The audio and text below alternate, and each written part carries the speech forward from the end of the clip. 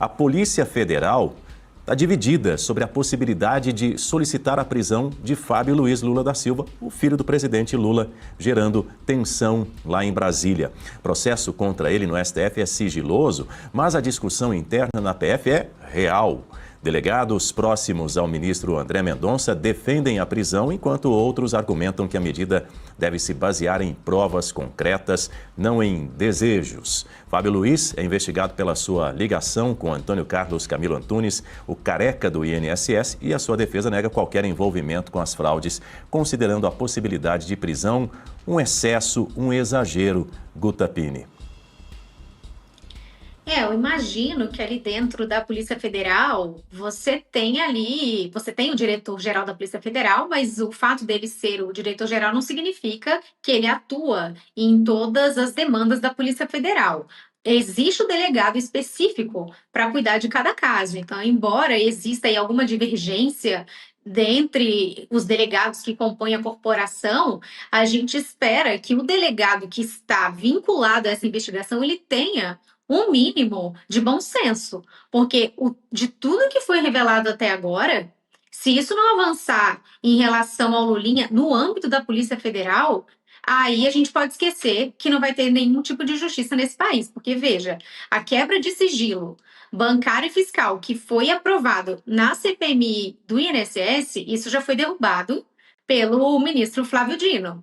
Mas essa documentação ela já está de posse da Polícia Federal graças a uma decisão prévia do ministro André Mendonça, que já tinha autorizado essas quebras. E esses dados estão com a Polícia Federal. E se o que foi revelado ali ainda não é o suficiente para que isso avance para a decretação de uma prisão preventiva do Lulinha, realmente, aí não vai ter esperança mais nesse país, porque se um colegiado, ali no âmbito do Congresso Nacional, já não pode fazer o seu trabalho, só resta a investigação policial. Por isso que é importante a gente ter essas várias frentes de atuação, porque enquanto uma está emperrada, tem a outra. Então, a minha expectativa, Dani, é que ainda exista alguma moralidade dentro dessa corporação e essas notícias que vão saindo, dando conta de alguma divergência, tenha algum objetivo mais de acalmar esses investigados, mas que no fim das contas a gente vai ter lá na frente, sim, o avanço dessas investigações, não só em relação ao Lulinha, em relação a essa questão da CPMI e do INSS, mas também nas outras frentes, em relação ao ministro Dias Toffoli e o ministro Alexandre de Moraes, porque nós também estamos diante de notícias que dão conta de que a PF também não vê indícios para avançar nas investigações contra esses dois ministros.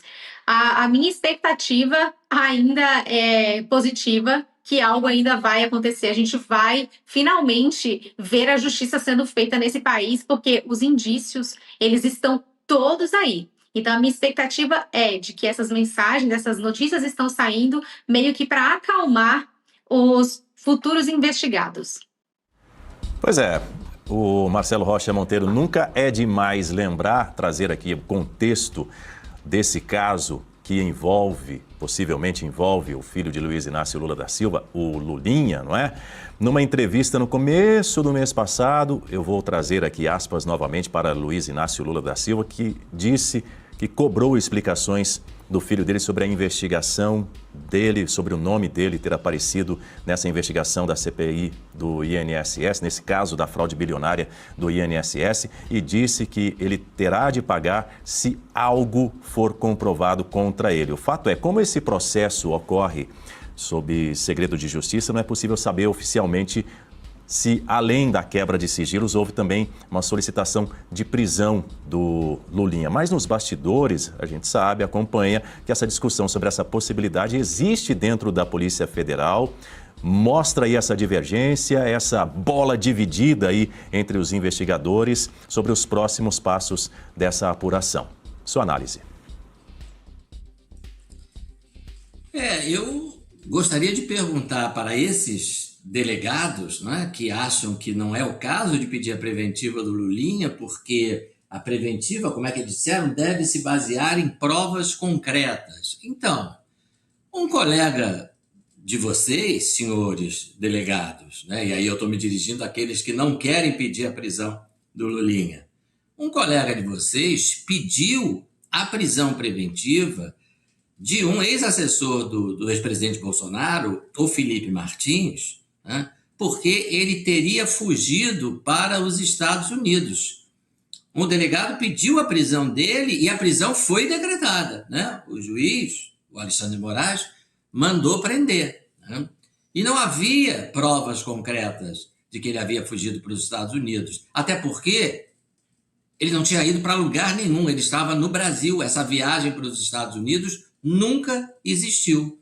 No entanto, ele foi preso, né? Depois de alguns meses ele foi posto em liberdade e agora está preso de novo, né? Porque ele teria usado uma rede social, coisa que também está provado que não aconteceu.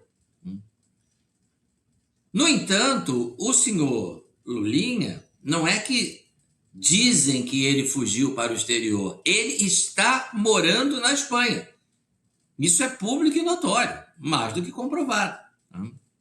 O Felipe Martins nunca viajou, nunca fugiu para os Estados Unidos, né? Nunca houve essa viagem que se dizia que ele havia feito. Já o senhor Lulinha está fora do Brasil, fixou residência na Espanha, se não me engano, em Madrid. E isso claramente caracteriza um dos fundamentos da prisão preventiva, que é o que a gente chama de garantia da aplicação da lei penal, lá no artigo 312 do CPP.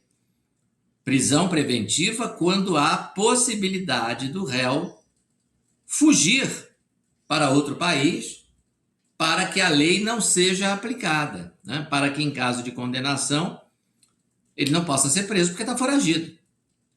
Então, nós temos aí um fato concreto e provado. É uma situação clara de dois pesos e duas medidas. Pois é, agora, se parte dos delegados argumenta que uma prisão só deve ocorrer com provas concretas, por que essa discussão sobre essa medida extrema já ganhou tanta força dentro da investigação? A gente vai tentar entender, além disso, porque o entorno do presidente Lula demonstra também uma grande preocupação com o impacto que o caso envolvendo o filho dele, o Fábio Luiz Lula da Silva, na CPI do INSS, pode ter na campanha eleitoral desse ano.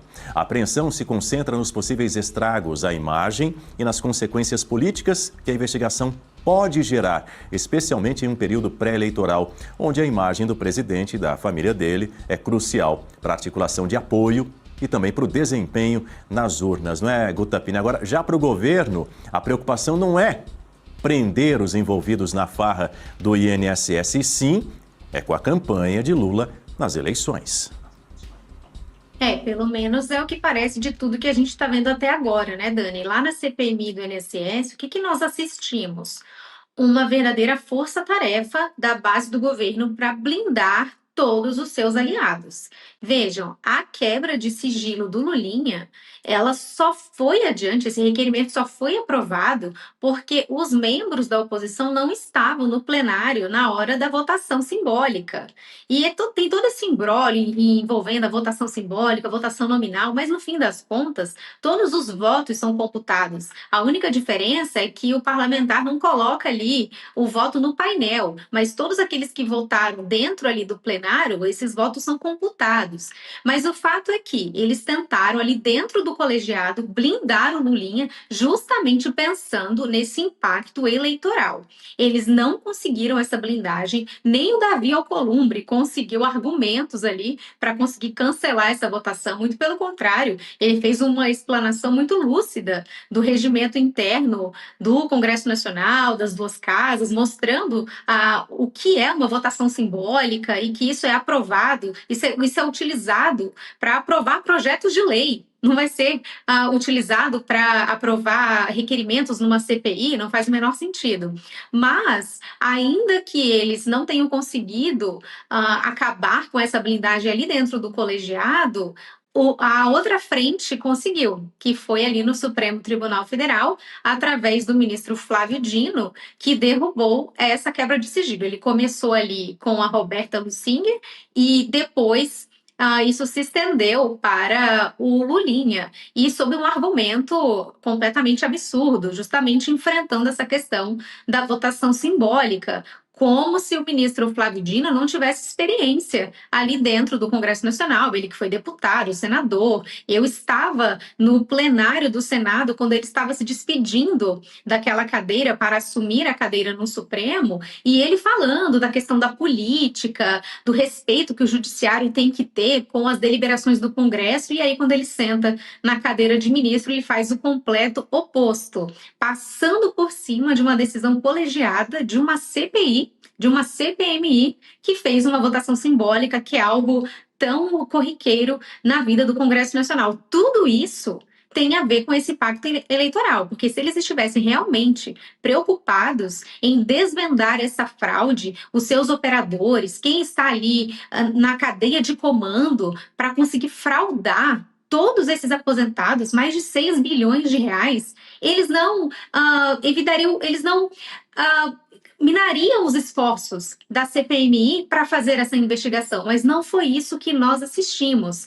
Graças a um bom trabalho do relator e do presidente da CPMI, eles conseguiram avançar tanto, mas todas as vezes que chegaram perto ali do entorno do presidente Lula, eles conseguiram de alguma forma essa blindagem. E, naturalmente, isso tem como objetivo resguardar aí esse processo eleitoral, a reeleição do Lula. Mas o fato é que a população brasileira está acompanhando.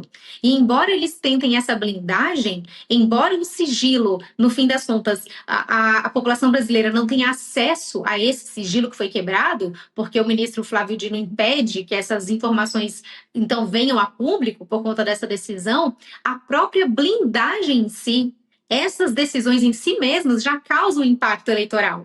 Se a campanha de Flávio Bolsonaro souber utilizar todos esses fatos, ele vai conseguir demonstrar para o público que o presidente Lula, aparentemente, ao que tudo está posto, não está preocupado com os aposentados e pensionistas que foram lesados, que foram fraudados, que foram roubados por conta de todos esses fatos. As blindagens na CPMI e a blindagem no Supremo Tribunal Federal. A campanha de Flávio Bolsonaro tem um prato cheio, com ou sem esse sigilo quebrado. Diga, Marcelo Rocha Monteiro. Isso que a Guta mencionou é muito importante, né? A percepção do eleitor nesse caso, qual é? É que alguma coisa está errada, né? Por quê? O presidente da República dá uma entrevista na qual ele diz, se referindo a esse escândalo do INSS, eu tive uma conversa olho no olho com meu filho e falei para ele, se ele tem alguma coisa a ver com essa história, ele tem que se explicar. Né?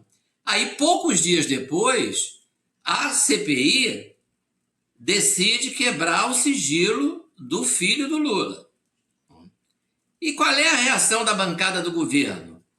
A reação é aquela cena de luta livre que a gente assistiu, né? Partiram para cima do presidente da comissão, partiram para agressão, né? Não pode, uma reação violenta. Reação violenta a quê? A quebra do sigilo. E depois foram para o Supremo para tentar derrubar essa quebra de sigilo, e conseguiram. Ora, essa é a bancada do governo. O chefe de governo é esse senhor que os senhores estão vendo aí na imagem. É o pai do Lulinha. E que tinha dito dias antes. Falei olho no olho com meu filho. Se ele tem alguma coisa a ver com isso, ele tem que se explicar. Então, qual é a atitude lógica da bancada do governo? Presidente, estão quebrando o sigilo do seu filho. Como é que nós somos a sua bancada, a bancada do governo. O senhor é o chefe do governo. Qual é a orientação? A orientação, ele tem que se explicar. Vocês não têm que ser contra a quebra do sigilo do meu filho, porque eu mesmo quero que ele se explique. Tá bom, presidente. Então, nós vamos ficar quietinho aqui, vamos até votar a favor da quebra do sigilo do seu filho. Não foi nada disso que aconteceu. Não foi nada. É óbvio que o líder do governo ligou para o presidente. Presidente, daqui a 5 minutos vão decidir se quebram o sigilo do seu filho. Não deixa de jeito nenhum. Não permitam. Né? É claro que foi isso que aconteceu. Né? Então é claro que é mentira. que ele quer que o filho se explique, que ele quer que o filho esclareça tudo. Ele não quer nada disso, ele está morrendo de medo, até porque nós vimos semana passada que é o filho do Lula, é o Lulinha, que aplica o dinheiro do pai. Então, olha o que não pode sair daí. Daqui a pouco pode respingar diretamente no próprio Lula. E aí eu estou falando de dinheiro mesmo. Não é respingar porque o filho está envolvido. Daqui a pouco pode ser que venha à tona que não é só o filho. Pode ser que tenha pingado algum dinheiro para o pai aí também na história. E aí acabou, né? Aí não tem mais o que falar. Pois é, eu quero ouvir você também, Guta Pinney e o Marcelo Rocha Monteiro, sobre essa coisa aí da apreensão lá no Palácio do Planalto, que revela, vamos dizer, uma cautela política, quem sabe, ou então indica um medo mesmo, um temor de que novas revelações surjam durante essa CPI do INSS, com o nome de Lulinha sendo citado, o impacto também desse episódio que pode enfraquecer o discurso de ética, de democracia, de transparência defendido por aliados do presidente Lula durante essa campanha. Mas eu vou trazer um outro ponto aqui para a nossa conversa antes de ouvi-los. Uma notícia que está em destaque no nosso site revistaoeste.com. O jornalista William Grisafes publicou o seguinte: empresas que renderam 3 milhões de reais a Lulinha têm sede vazia em São Paulo. Atenção, transferiram mais de 3 milhões para as contas dele, mas não funcionam nos endereços declarados em São Paulo. O prédio comercial na zona oeste da cidade, onde LLF Tech Participações e G4 Entretenimento e Tecnologia constam registradas, está com as salas vazias há 7 meses. A informação é do site Metrópolis, que diz que antes de ficarem desocupadas, as salas do primeiro andar sediavam uma certificadora digital e uma organização social de saúde. Conforme informações oficiais, as empresas de Lulinha têm atuação principal em suporte técnico, manutenção e outros serviços de tecnologia da informação. Quero ouvir você, Guta Pinney. Ele é um gênio mesmo dos negócios, né? Ele é um craque, porque nem empresa mesmo com sede real ele precisa para fazer aí esses 3 milhões. Veja, não é que a empresa foi fechada ontem, tem 7 meses. Vejam só, me lembrou também uma empresa de um certo ministro que tinha sede também numa residência, que tinha os pisos ali quebrados, a dona da casa ali preocupada que não tinha dinheiro nem para resolver essa questão dos pisos da sua casa, sendo que o seu marido, aparentemente, então, era dono de um resort milionário. Não faz o menor sentido. Então, a gente vai vendo, né, esse modus operandi bem peculiar de todos aqueles que estão vinculados de alguma forma aí ao PT. Porque, veja, esse aí é o filho do Lula, que tem essa empresa que lhe garantiu 3 milhões de reais e que não tem nem sede, é uma sede de fechada há 7 meses. O Dias Toffoli, que foi advogado do Lula, advogado do PT, e aí agora está no Supremo Tribunal Federal, também atuando dessa forma, né? Cadê a sede dessa empresa para justificar também esse valor de 35 milhões que eles teriam recebido por conta da venda das cotas aí dessa empresa? Então, o que mais que a Polícia Federal precisa, não é verdade, para avançar nisso tudo e fazer com que o Lulinha comece a, pelo menos, prestar os seus depoimentos? Se não é o caso da prisão preventiva, a Polícia Federal ainda não acha que é o momento, mas nem a oitiva do Lulinha está agendada ainda. O que mais falta? E aquela questão dos 300 mil reais, uma mesada, como se ele fosse ali o sócio oculto do careca do INSS, o nome dele constando lá naquela lista como o filho do rapaz, a própria Roberta Lussinger também, nas mensagens que foram apreendidas, ela falando para o careca do INSS, joga o celular fora, eles estão descobrindo as coisas. Então, veja, tá tudo aí, os indícios estão todos aí. Se não é o caso ainda, que a Polícia Federal não enxerga de uma prisão preventiva, pelo menos que ele seja ouvido, é o mínimo que a população brasileira espera.